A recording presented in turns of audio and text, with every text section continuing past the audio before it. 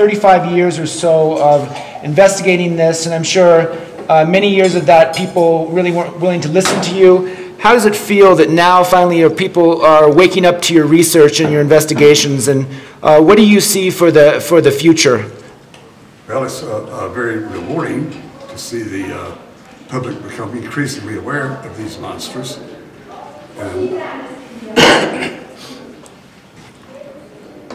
And of course, because of their increased awareness is why we are winning, as I said a moment ago. Now, when I first started covering Bilderberg, our readers of Spotlight, which is the granddaddy of American free press, our readers were intensely interested, and then our readers talked to other readers, created more readers, and a greater awareness. And that awareness is seeped down now to the point that a lot of broadcasters, a lot of newspapers do give it attention. Again, not as heavily as they do in Europe. Now, you'll notice that the, what's the name of that paper?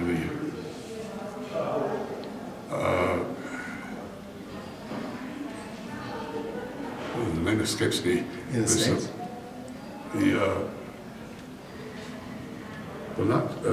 Well, the New York Times has covered a great deal of the cover meetings.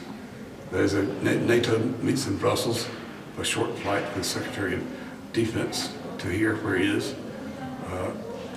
That way, they don't have to explain back in Washington why he's out of town, why he was in Paris for NATO. Say he's not back yet. He's not back yet because he's right here at the Bilderberg meeting. They always do this, have these cover events every year, as far as the Americans are concerned.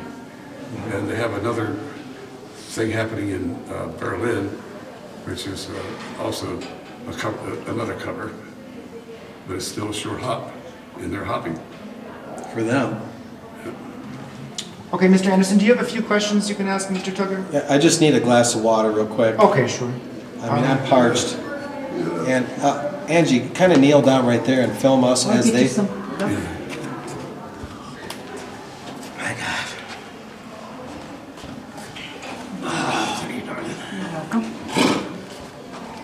How about the beer? That'll be later. My vices only come out at night. Okay, one moment. And whenever you're ready, just let me know. Yeah, as soon as he gives the cue, you go ahead, Angie. You want me to do like an introduction and then start questioning him, interview him? That would be great. Yeah, that would be perfect. Just whenever Mr. Tucker's finished with his water or whatever he needs, you know. All right, and we'll talk as a team, but I'm still conveying his longer term knowledge. Sure. Okay, it'll work perfect. Okay, thank you. Let me know when. Okay. I'll give a count. 5, 4, 3, go. Okay. Hello, I'm Mark Anderson, American Free Press editor, and we're covering the 2011 Bilderberg meeting. That is AFP, the foremost national news weekly in the United States. And I'm an apprentice at covering Bilderberg. I covered Spain last year, this year, 2011, in St. Moritz, Switzerland. But I'm talking to my AFP colleague and longtime Bilderberg hound, Jim Tucker, who's been doing this since I was in grade school. For more than 30 years, he's been covering the Bilderberg meetings, hounding them, getting other media, especially in Europe and elsewhere, to wake up to this, just as American Free Press is doing now with its reporting, and its predecessor, the Spotlight, for which Jim wrote, also did back in its day. And so I admire Jim a lot. He's taught me a lot about news in general, and Bilderberg in particular. And I want to welcome you, Jim, in this interview. Oh, always fun. Always fun. Too much fun sometimes. Yep. At any rate, Jim, tell the listeners here and the viewers what's significant about Bilderberg. One thing that I've come to learn from working with you is that, in essence, since Bilderbergers, that is, highfalutin types, you know, media moguls, top corporate execs, royalty, former and current U.S. congressmen, aspiring U.S. presidents, prime ministers, the whole witch's brew, reporters sworn to secrecy, the whole thing, that this collusion of the mighty, this collusion of the rich and powerful is de facto proof that major decisions are made in a conspiratorial manner.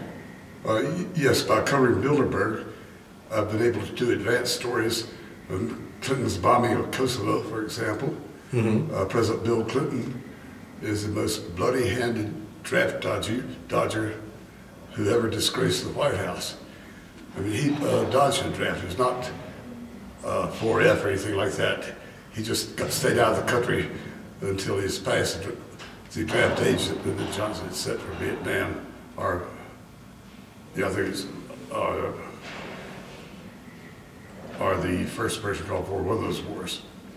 But then after he's in the White House, in his first year, he orders the bombing of Kosovo. Now, we had no casualties. Americans like cute little wars, but none of us, our guys, get hurt. But thousands on the ground died. The reason nobody got hurt, it was just an air war altogether. If the planes flew so high, they'd be out of range of the ground rockets. So they could not precisely bomb precisely. That's why McDonald's full of children killed. That's why a bridge was blown up, along with a school bus full of little children and countless civilians. All in a day's work for a Bilderberg-approved president like Bill Clinton. Just a short work. Well, he himself had been made president by Bilderberg. As you'll recall, he attended a Bilderberg meeting, I think it was 1990, as the obscure governor of Arkansas, and a year later was elected president of the United States. You bet he followed the orders. But we've done advanced stories on several wars and on the downfall of Lady Thatcher as Prime Minister of Britain. She attended one Bilderberg meeting, had nothing to say, didn't like it, and left. They were offended that she was offended. So Bilderberg ordered her to be dumped by her own conservative party, replaced by a trapeze artist named John Major. A couple of years later, I had the pleasure of chatting with Lady Thatcher, and I asked her how she felt about her reaction being denounced by Bilderberg. And she said it was I remember she used the word tribute, and this is a close paraphrase. She said something to the effect that I consider it a tribute to be denounced by Bilderberg. And then she went on to say that any head of state who has surrendered any national sovereignty to an international group is a horrible person. And of course, they were mad because Britain still does not embrace the euro. They still use the British pound, which is, of course, a symbol of sovereignty, your currency. Oh, there's been some others over the years, but the wars in Maggie are the biggest, I think. So we can always know what to anticipate after we get through. For instance, we know already from Bilderberg that we can anticipate a recession going through the year 2012. Pressure to escalate the war in the Middle East, the invasion of Libya, such a big threat to, a military threat to all of us. Yes, of course. So they're determined to build that into a major Middle East war because you make profit. There's more profits to be made. Many of these kids are the Bilderberg kids, are the descendants of heavy industry, born to great wealth. And when you spill the lifeblood of young men in the heart's blood of our women, you're making a lot of money because you're making airplanes, tanks, jeeps, trucks. And that pays off big.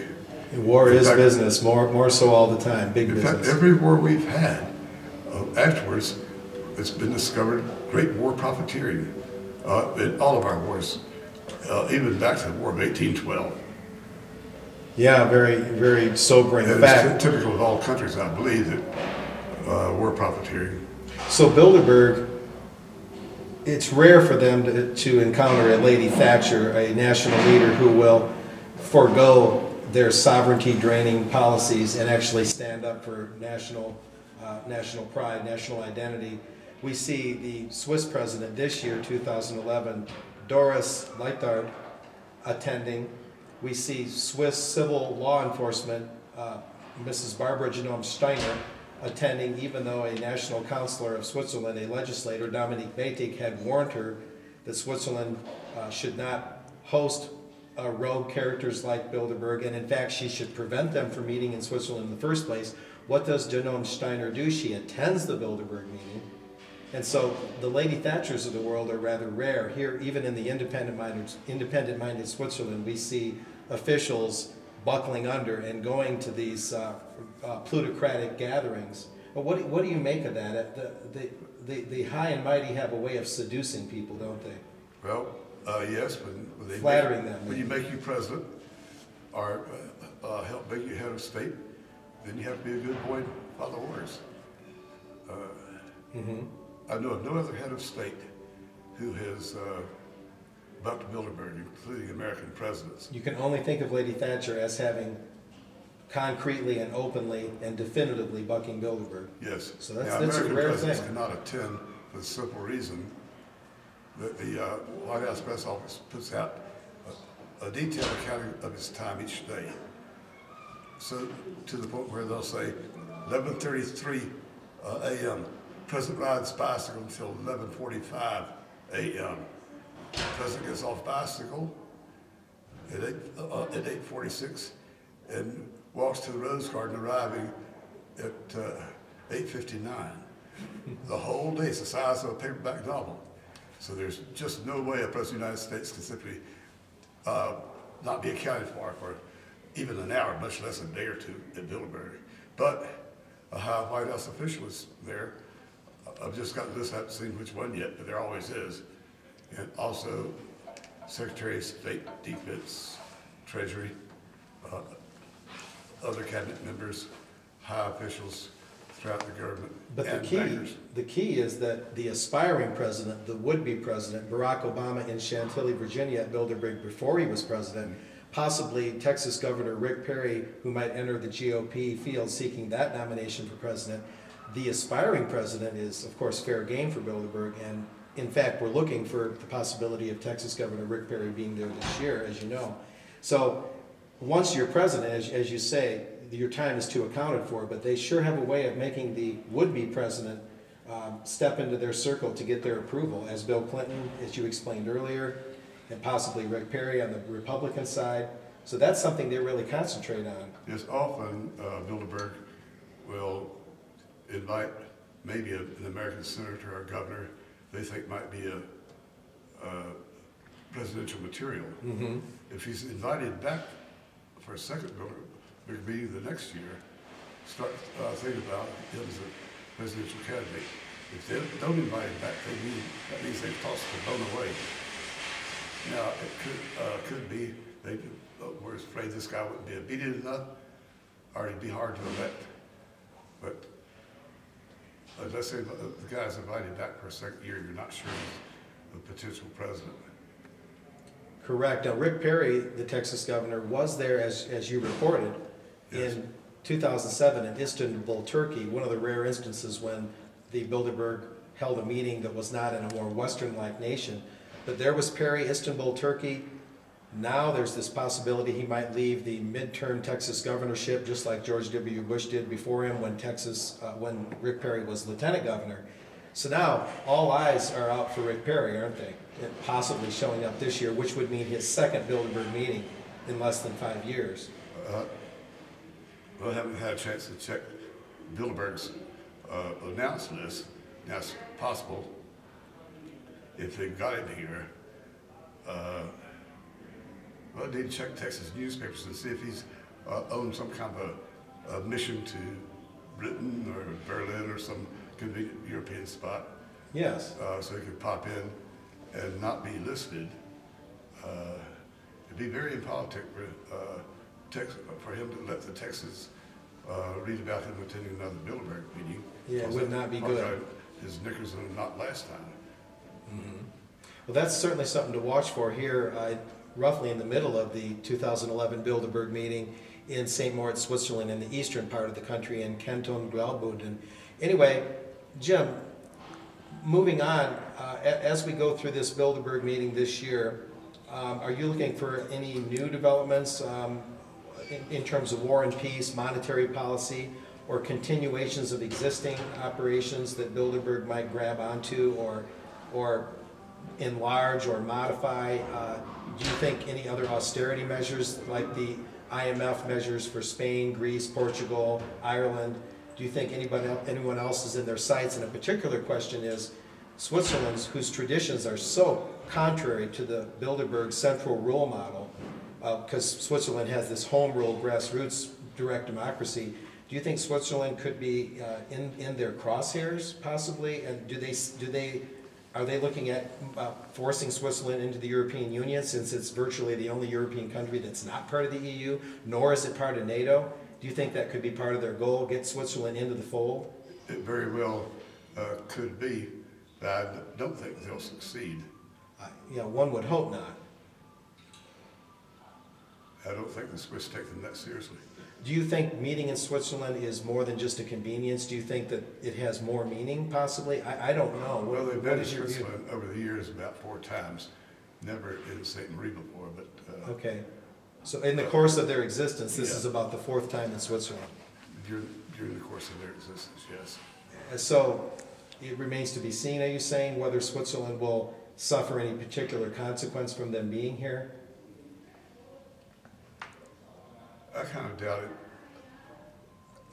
They're debating among themselves now over how to keep the recession going.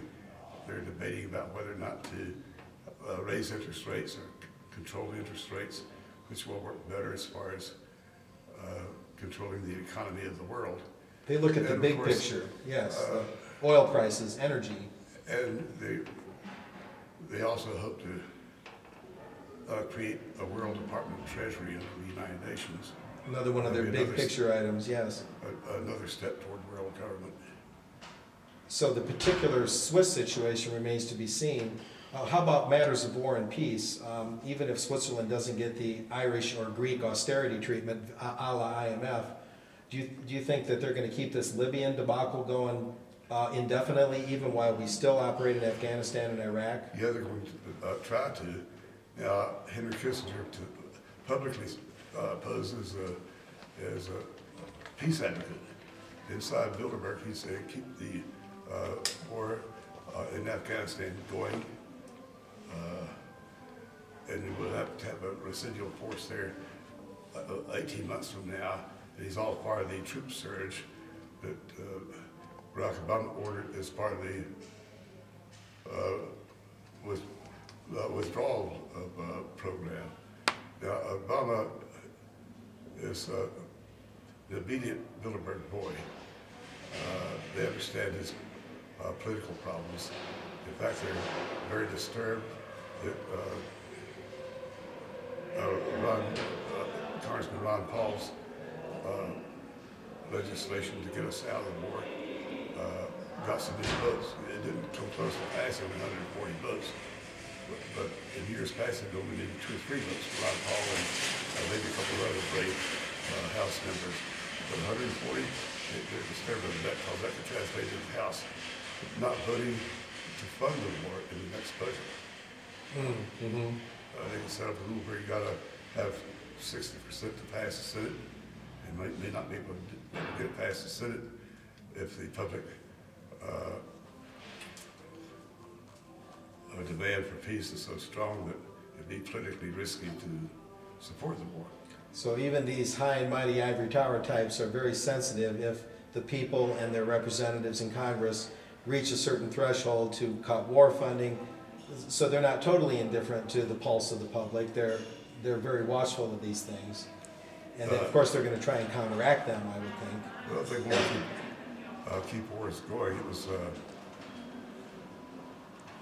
So there's no reason to believe that... Before Clinton took us back to where Bilderberg said the United States has got to get over the Vietnam syndrome, as they call it. The first war we ever lost. In Korea, another unfortunate war, but the ceasefire was actually north of the 30th parallel, which had been the dividing line before. Correct. Not much territory, but significantly, they didn't yield any territory. In Vietnam, South Vietnam fell. The people there were brutally treated. Many of them fled to this country. Many of them fell off helicopters there, hanging on to, trying to get aboard an American ship as we pulled out of the war. I see. But it was absolute loss. So we had the Vietnam syndrome. The United States isn't going to go to war, and it's hard to get a nice war going. So, in terms of Libya, though, is there any reason to believe they'll put the fires out there and discontinue that war just to keep the natives, the American people, from getting too restless? Or do you think they'll arrogantly just keep that war going? They'll arrogantly try to keep it going.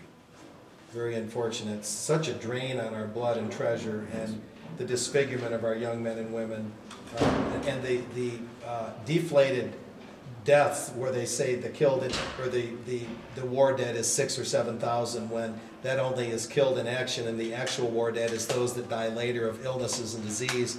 And so the real war dead is the tens of thousands from Afghanistan and Iraq alone, not 6,000. Yes. This is one of the great myths out there. I'll make that quick comment.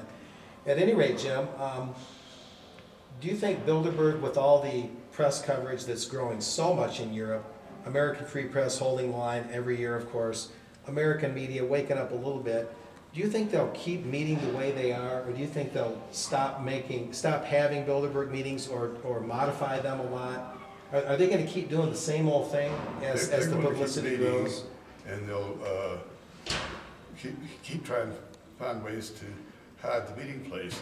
There's some discussion about, in the future perhaps, have the meeting at a private home. Of course, there's a lot of castles, private homes, and not go there all at once, just trickle in, so it doesn't look out of the ordinary. No police escorts. And this year they took the blue decal off the cars that they always had before, so that the guard can just wave on in. He's got a blue decal that says BB in the lower right hand of the windshield. It's been that way for years and years. But not this year? Not this year. What do you make of that, real briefly? They're trying to disguise the fact that Bilderberg's going into the building. Oh, I see. It's no BB, just so they can keep everything real innocuous looking. Yes. So I would wonder real quickly why they didn't meet at like Pocantico Hills, the Rockefeller estate along the Hudson River, or Cyrus Eaton's old estate, I think it's up in Canada. Why didn't they do that years ago? Why did they go to hotels? I mean, I've heard some say it's just, part of it is ego driven. They like to flaunt that they can do this, and we can't do anything about it, end quote. And they can still have secret deliberations, even though it's not totally secret that they're actually getting together. Is it an ego thing? Is it an arrogance thing? Why didn't they go to private estates decades ago? They're full of arrogance and ego, and some of them are not too bright anyway. The pseudo-sophistication. Yes. So well educated, they're stupid. There's such a thing as an educated fool. Correct. Interesting, yeah. But now you're saying that they might actually... It's being discussed. Say, ding, ding, ding, why don't we go to a private estate? Hey, why didn't we think of that 40 years ago? But they also want to be careful that people will say, hey, look at all those cars going into the Rockefeller house. What's going on with all those cars going in? That's why they do sort of a trickle thing, more of a trickle. Maybe if a helicopter lands maybe on his private heliport, typical 3 times a day, well, 3 helicopter landings will bring in about 45 of them. And a typical Bilderberg meeting is around 130 to 150 people, right? Including royalty, heads of state, media moguls, corporate titans, NATO officials. And as we wind up this interview, it's interesting that the Swiss National Council member that I mentioned earlier, Dominique Beitig of the Swiss People's Party, also pointed out that since NATO officials are part of Bilderberg, and since NATO has been killing scores of people in Afghanistan, and especially in the Libyan operation that you say Bilderberg will extend, he thought, therefore, that the nations or terrorists or radicals who are the victims of NATO operations might actually enact reprisals against Switzerland for hosting Bilderberg. But it's interesting that the Swiss officials just brushed that off, saying, "Oh no, we can allow them to meet here, no problem." Years ago, we were able to report that NATO had become the United Nations Standing Army. Correct, and that's by design. Yes. Well, it also is a step toward world government. When you have your own army. The first time NATO had fired a shot in anger was to invade. What the heck was that little country? But was to invade a country. They were under their charter supposed to be defense only Against the Soviet menace, the Western Alliance. So the Soviet Union was going to attack Western Europe. There'd be NATO to resist, while the United States got troops over here quickly, strictly defensive under its own charter. But now, without amending the charter, they simply